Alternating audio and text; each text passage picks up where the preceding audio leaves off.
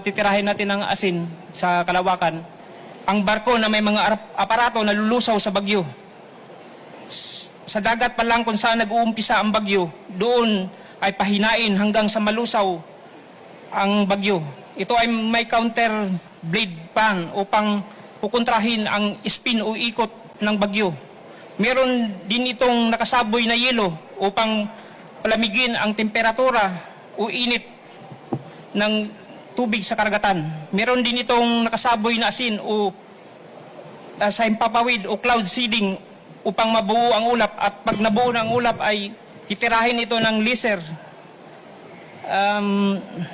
upang bumagsak doon at hindi na papasok ang bagyo hindi na mabuo ang bagyo at papasok sa ating kalupaan. Cloud seeding, parang cloud seeding po kasi bubuuhin natin ng mga ulap doon, at saka yung ikot kasi ng bagyo kukontrahin natin sa pamamagitan ng fan blade, at saka yung bubuo din niya ang pinagmula ng bagyo kasi init ng karagatan sa ng temperatura doon, tapos yung spin po doon pa kanan, kailangan ang fan blade natin pakaliwa, tapos bubugahan po siya ng para lalamig yung temperatura, bubugahan natin ng yelo dahil yung na yun, tapos hindi pag yung para mabuo yung ulap.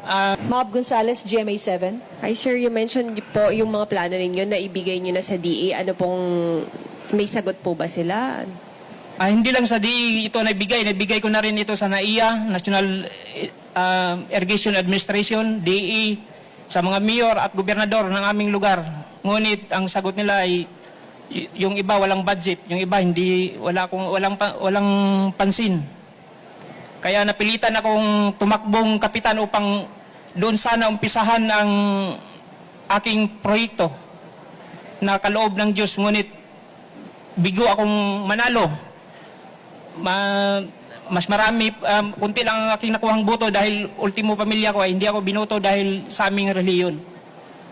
10 lang yata nakuha kong boto nun. Mas marami pa yata ang mga naibigay kong solar lights sa mga bahay at saka sa waiting shed.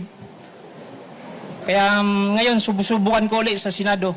Titirahin natin ng asin sa Kalawakan. Tapos pag nabuo na yung mga ulap, i-rain breaker po yun para babagsak doon ang ulan. Wala na, hihina na po yun hihina na ang bagyo.